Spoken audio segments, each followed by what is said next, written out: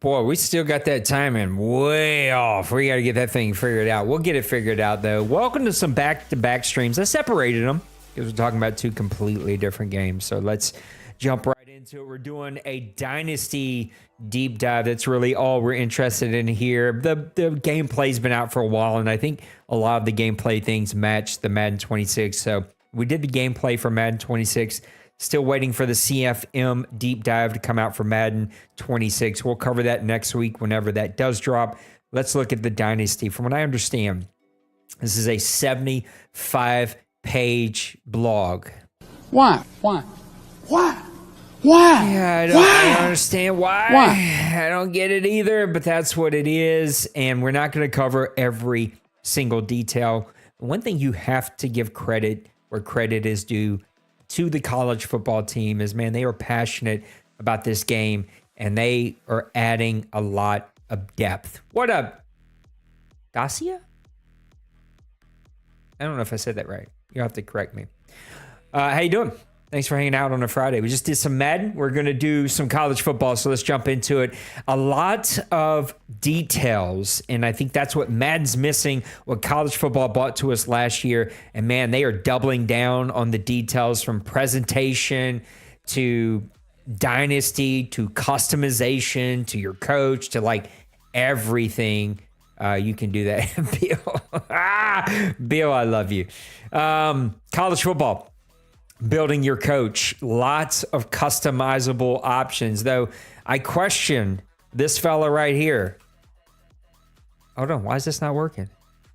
There we go. This fella right here who looks like he's being held hostage and he's not being let go. I mean, this fella looks... It's AI. I can put myself as president of the United States right now. We can't get a little bit like cleaner looking models where this fella doesn't look like he's being held hostage. I mean, what's up with that right now? But anyway, you can do all kinds of stuff with your coach. You can dress them how you want to dress them. You can create them how you want to create them. They've added in all the real life coaches. Well, not all, but most of the real life coaches. I do not play Roblox, but I appreciate you asking. Play a lot of Madden, a lot of shooters. A lot of college football. That's what we do here at GrownFolks. you can also not only see all of the, at least most of the real life coaches, but also a lot of the assistants. But you can now dress your coach however you want to dress them, which is like one of the little qualities of life that never fully made sense to me of like why this wasn't already in the game. Like every single game out there, you can do 1,000 customization things. Like, why can't you do this one as well? And so they at least are adding some of that stuff back in. This new adaptive AI, all of this stuff, the stance, like when you're on the sidelines, your demeanor, all like those little details about adding more realism, more customization to make your dynasty feel a bit different than everybody else's dynasty. And I think those are all really good things. Now, the maximum coach level has been increased from 50 to 100. We just didn't play enough, I think, in the Deuce or the OMFL College to see that become a real issue. I think Dynasty and Madden sort of run neck and neck with how much progression you can actually see happen. I don't think this has been a big problem. What's going to be interesting is because it wasn't a big problem to begin with, now is it going to be a bit problem because it's going to be harder to advance your coach? I don't know if that's a good or a bad thing, but it's there, and we'll have to see exactly how that plays out. The amount of XP you get, the archetype levels, the different progressions. I think we could do like an hour show just on archetypes, on progression systems, on XP. Not going to do that. You can go read the 75-page blog yourself if you're really, really into that. Outside of this, it's just cool. It's just another level, another layer of engagement, another level of detail that they're adding. I never fully understood the old system. I can be completely honest. So I got to throw myself into it this year. I get a bit overwhelmed. It's so much detail. It's so much stuff that you got to read, you got to learn, you got to understand. There's so many ways to sort of approach it. It becomes a bit overwhelming. I think they're teetering on that edge right now of like, all right, this might be a bit too much detail. This is not a full-time job. And college football has such a cult following and such a massive player base. I could see why they want a game that's so engaging, that keeps players engaged for long periods of time. For me, though, I split the time between Madden. I'm going to be a Madden first guy and a college football second. To be honest, probably a college football third guy, with shooters being second. I'm just interested to see how intrusive this becomes. But there's all kinds of different architect types that you can now be. Recruitment, motivator, tactician. Recruiter was sort of the go-to last college football. That is not the case. I've heard lots of people are already starting to sort of point out and complain some of the flaws in the system of you don't become an elite recruiter until you've actually become an elite recruiter. And it's like, well, by now, what do I care? I've already got 2 top 5 classes. What more can you give me? So I could see the flaw in the system. There's program builder, CEO, so different ways to approach. And I'm always interested because I think all games, shooters, sports games, whatever it may be, they create all these options, but it's not an even playing field. They don't all get you to the same outcome. If you work them, it's not a different way of getting there. Instead, 1 or 2 of them become OP, and that's what everybody does. And so you've created all of these options, all of these other ways of approaching it that no one ever uses. And so it's like, well, why are they there? Either balance them and make them all useful to where guys can truly pick the way that fits for them to approach it, or don't. Right now, I don't think that that's what happens. I think there's 1 or 2 ways. Usually it's just one to get there. Everybody does it. Everybody figures it out pretty quickly, and you go. That's why I enjoy our leagues that get going quick, because if you wait, all that stuff gets figured out, and then everybody uses it from the get-go. If you don't wait, then you have to sort of figure it out as you go, and you get, I think, a bit more natural data set to work from. Again, this starts to get into a weird place for me of like, I never truly understood how it all worked. And maybe it was because the OMFL College, we just didn't get enough XP to make this matter.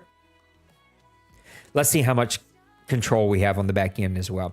Coaching carousel, it was cool. I think making this easier to understand will be much better. I still struggle with it in College Football 25. It was never clear of when you fired coaches, when you hired coaches, who you were picking from, who was out there. Like, it was just not super clear, in my opinion. I also love that there are these little extra things that you can get as a head coach that will help you hold on to your coordinators. I think that's another way that adds in customability to your dynasty to make it feel different.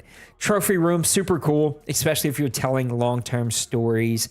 I think this could be a really cool long-term thing. We'll have to see how that plays out and who takes use of this. I think like Maniac is going to create some really cool, Maniac's a college football first guy. So I think this could allow him to do some really cool content. How much of this can you share and see in other members of your dynasty would be really neat, because you could tell the story of the complete dynasty as a whole instead of just your team. Building your program, shaping it, all starts with how you recruit in the transfer portal. And I think this is going to matter even more coming into College Football 26. And I think that's a good thing. 2,000 players will enter the portal. That's really, really good. The ability to see who's interested in you in the portal, who's not. Your own players that want to enter the portal, playing time is now going to matter. You're going to see us talk about that here in a little bit. We're only like a third way through this blog, and I'm what are we, 15 minutes deep almost into this stream. So you see there's a lot here that you could cover and really dive deep into. But this just isn't a mechanic. They're saying they're trying to make it actually matter. They're going to try to make it become a strategy. And I think in some of our, maybe all of our dynasties, because they are just like a 3 to 6 year dynasty, the transfer portal becomes even more impactful because I'm not running 10, 15 seasons. I'm looking for the short-term impact over the long-term recruiting and building. That's going to be really, really interesting, but I like that there's going to be more players. I never found the portal in the OMFL College League, which was low-rated teams, to be that impactful. And rarely were there players in there that could come and impact my team immediately. You're going to see more quarterbacks, which I think is going to be much more realistic. You rarely seen an impactful quarterback in the transfer portal. Deal breakers are not only dynamic now, they could change, but there are ways to see how the deal breakers are affecting your team, affecting your recruiting, affecting people that want to transfer. And I think that's all very, very important, including how playing time. They talk about playing time several times in this blog, but that's going to matter. Not only playing time about starter, backup, but just playing time just overall. Like if I'm a third string wide receiver on a team, but you're playing 4 wides 90% of the time, what up, Daniel? Then I'm getting a lot of plays and I'm not viewed as a backup, even though I may not be in the top 2 starters. So I think those are all really great additions and tweaks to the system that we are starting to see. I want to see it play out, but this could be really, really good stuff for us. The evolving expectations, so things are evolving and changing. Players are going to be looking at different things. They can't do the NIL thing, but I think there is now this new NIL sort of rating or way of presenting your school. It's going to make the Deuce, which is a high-rated, you can have anybody, and they do a draft and whatnot, and the OMFL College, where you're picking lower-rated 2-star teams and building them. It's going to be really interesting to see how those two dynasties feel different. I felt like in OMFL College, even with low-rated teams, within 2 seasons, they weren't low-rated teams anymore. They were top 5 teams, top 5 recruiting classes. These were superstar teams in a very quick time. And I don't think it should be. I think it should still be very difficult in the 4, 5, 6 seasons. Let's see if that actually happens as we come around to College Football 26. new abilities to try to keep your players on your team can be really great. You can turn transfer portals off. You can also adjust how much of effect they have in your dynasty. All these little tweaks, all these little things that you can make your dynasty really fit the way that you want it to is all really good stuff. The new My School additions here, you're going to see the different aspects of where your team ranks, where other teams rank. I think this could all be really great stuff. I felt a lot of this information last cycle was useless, in my opinion. I ignored it most of the time. Maybe it's because I wasn't in the deuce and I was in a smaller school, smaller league, more laid back, that I just didn't pay attention to it. This also can be a place where I feel like you're teetering on the edge of making this a full-time job. It's like, yo, it's not a full-time job. It's just, I want to turn this on, play for an hour or two, go play something else, come back to it a couple times a week and have a really good time. It starts to get in a really weird place where this could be, you need to quit your job and do this stuff. I felt like that last year, and they've only added to that. I'm hoping there changes to UI and changes to where you can find stuff make this a bit easier. Location-based recruiting, a great change. If a guy's close, it should be easier and quicker for you to be able to scout them, especially with the lower rated schools where you have to really pick and choose where you're getting your recruits from. I'd like to see the ability to, if you're fighting a bigger school, that you have something else to offer them, whether it's playing time or starting position, like ability to sort of grab a recruit or two. Maybe not a 5-star guy, but maybe it's a 3-star guy and I'm a 2-star school, but I can offer him the chance to come be big fish in a little pond, and that intrigues them. Even the little changes like adding these up and down arrows over to the actual prospect list so I can quickly see, oh, I went down here, I went up here, I'm doing good here, oh, I need to spend some time here. That's going to be really, really good.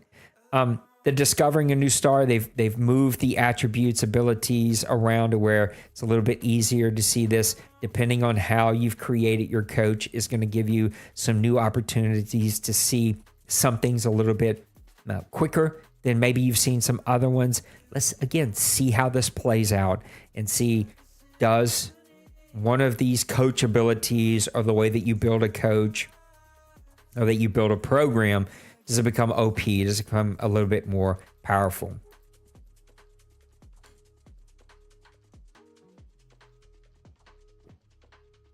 I don't know how to feel about recruitment battles. I see what they're trying to do. I see what they're trying to achieve here.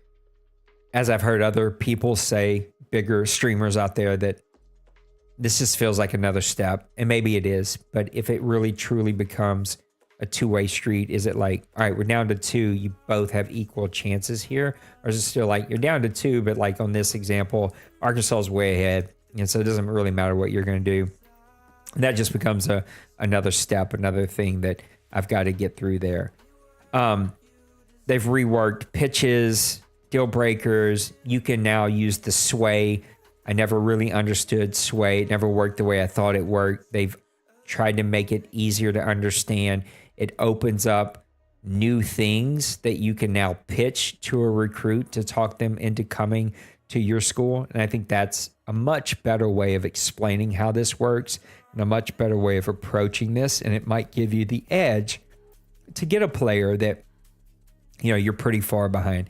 I also love that they've added these new icons so you can quickly see, oh, this is where I'm spending these recruitment points that I have, and I want to move some things around. They've changed the quality of life aspects. I think this is great, especially this top portion here. I think too many times I was like, I need this, and then you get to the end of recruiting, you're like, oh, I've got 25 cornerbacks in my team. I screwed up somehow. Sure, some guys that have all the time in the world to only play this, they never did that. But for those of us who are splitting our time between other games and playing other things, and this is not a full-time job, those little quality of life things will really, really help. Player progression has been changed. They now allow you to manually do that. They're going to talk about that down here. I don't know how I feel about that. I liked the randomness. I liked the ability to not put it all on a specific one. I think that's what happens in Madden is guys put in the effort. They figure out which one is the best and just do that one. And then it's just like brainless. I just turn my head off and do it. Like, again, now we are disqualifying the time, the effort, the options that have been added because 3 of the 4 options suck and there's one that works and you just do the one every single time. College football, I felt like took that out of the equation last year because you didn't have any ability. It just, they progressed on their own way and I liked that. I wish that was the way they stuck to it here in College Football 26, but also in Madden 26. They didn't. I get it. Guys want to pick where they put stuff. I just think the old way was a little bit better. We'll have to see how this one plays out. There's new abilities, physical abilities. There's new ways to start to put into those so you can see that you can spend points. Again, I personally enjoyed that was random and it depended on how you played with them. And it depended on how you used them. I also sort of go back and forth. You can see Jeremiah Smith here, 99 overall. There's no 99 overall pro player. Now I get it. 90, guys who are the best in the best of the best in college football are not always the best of the best in in professional football. But I don't know, man. I just go back to lower the bar, the ceiling on everybody in college football to where an 85 plays like a 99, but he's not 99 overall because he wouldn't be 99 overall in Madden. That stupid little thing, and I get it. Dev trait upgrades, training results. This is a really, really, really just nice quality of life change to the UI. I can now see where my players are getting better. The manual progression that we talked about, again, this gets too intrusive. It's too much. It's on top of everything. I feel like I ain't going to have time to play anything else. I'm just going to have time to play this. And it's like, that sucks. I wish I liked the old way better. I just do. And I feel like this is going to get really deep and too much. Position changes are awesome. You can now see who you're changing, where you're changing, how that's going to affect the player. Felt like it was a bit of a crapshoot last year when you did it, and it didn't always sort of work the way that you wanted it to work. This feels like a quality change, even if it's just more of a UI change and an easier way to tell who's going where and how that change is going to affect them.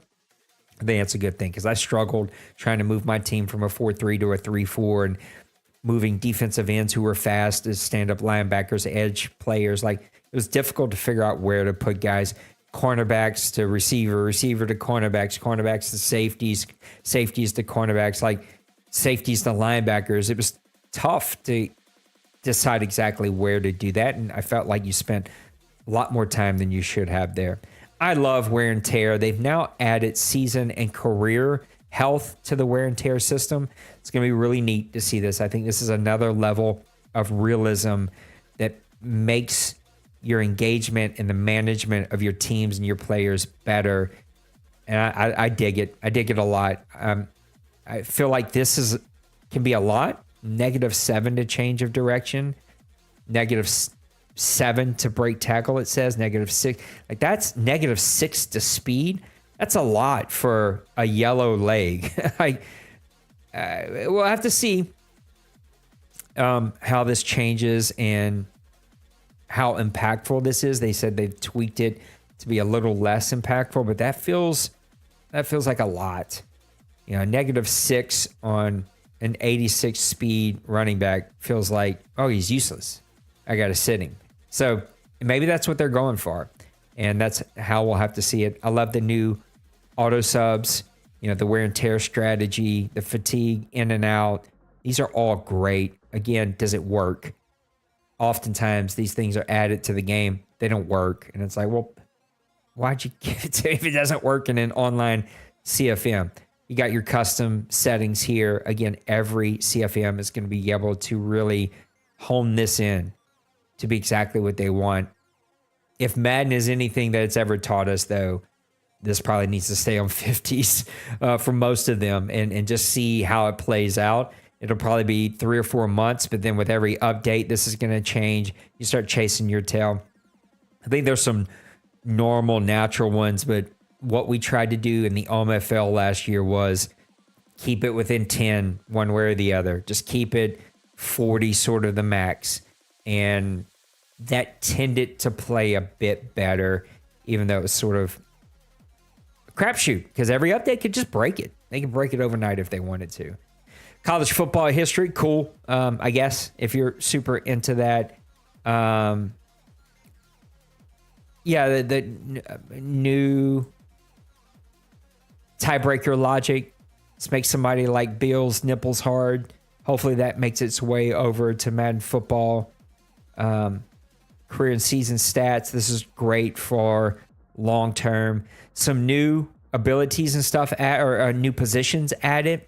It's speedster, route artist. I love this stuff. I'm wondering how much of this stuff makes its way to Madden. Maybe another year before we get it. But this could be really neat if it works. Again, stop adding things that don't actually have an impact. And that's sort of my worry. Formation subs, these are a bit easier. These never work. Do they work in an online CFM? If they only work in an offline CFM, great. Who cares? But do they work? Try that again. Had a stroke. A little mini stroke. I'm okay, though. Custom conferences and protected opponents.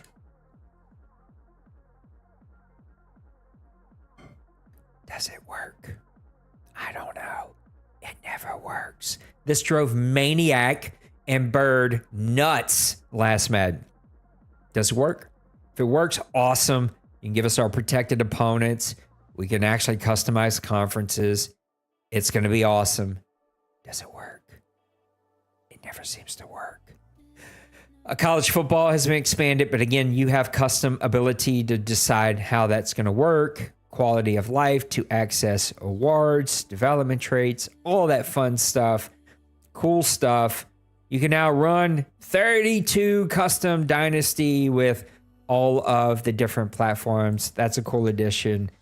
And then the little things. So the dynamic time of day, that's going to be a chef's kiss. Hopefully it doesn't mess with frames per second, all that stuff. Hopefully it doesn't mess any of that stuff up. Super sim tempo adjustments. Don't think that really matters. Coach stats. That'll be really neat. Sim to points. That's kind of neat. Especially if we start doing some play a season, sim a season.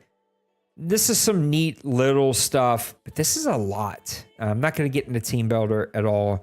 It's a lot of stuff. It's a lot of stuff for them to add to a game, a lot of things to cover, a lot of things to get our hands on and actually see. I think the game drops soon, don't it? Let's see. There's our date down here.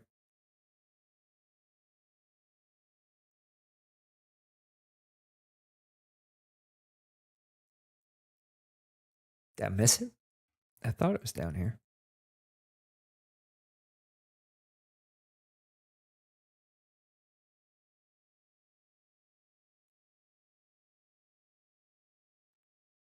Anyway, when is it? Let's type it in. Let's see. College Football 26 launch. July 10th. So what, like 2 weeks-ish, roughly, kind of, somewhere in there. 2 weeks before the game drops. I didn't get the beta. That's a lot of stuff around Dynasty that we can look at. So all good things, I think, and all things that we can jump into. My worry about the game is it's going to become a full-time job. And for those, like the maniacs of the world, that this is their game. This is what, this is what whets their appetite. This is what gets the juices flowing for them. Do they zoom and take off because they're diving into every detail that's out there? Or those who split the time, is it still user friendly? Is it still ease of use to where they still have an opportunity to compete, to grow their teams, to grow their players? That's a lot now. You now have to manually increase your players, manually do your coach, recruit. That's been changed. The new system around transfers, that's increased. Like all the in-game changes, all the in-game stuff. It's a lot. And I'm also super intrigued about how many of these new elements that we've talked about for both Madden and college football are the same. So if it's like the same combo to make a defensive stem adjustment for my zones, is it the same combo for Madden, or do you have to learn two completely different things? That's why I'm excited about the flow of the game. Though college football should still probably feel a bit faster. They'll feel a bit closer to one another, which will make it easier to play both games for those of us who play both games. That's a lot. Down in the comments, both on the Madden stream and this one, let me know your thoughts. What questions do you still have? What are you looking forward to the most to get your hands on? What are you like, that just totally scares me and I have no interest in that? And appreciate you hanging out for me. We're going to keep our eye out for more news. We'll do some more of these and maybe even do some React content. Even though I talked myself out of it today, maybe we'll react to some Maniac content. In the OMFL, I want to do some React content too.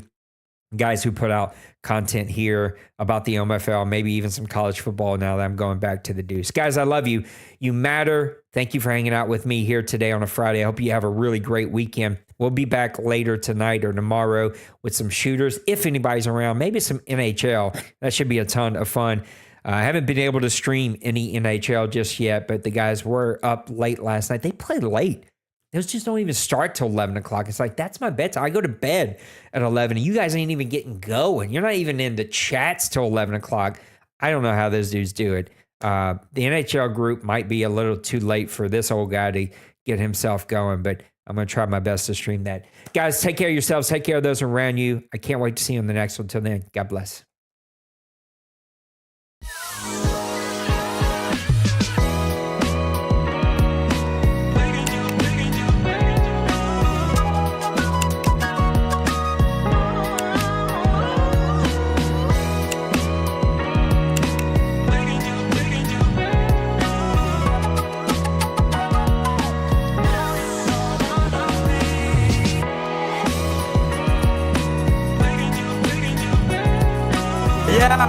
Smash that like and subscribe.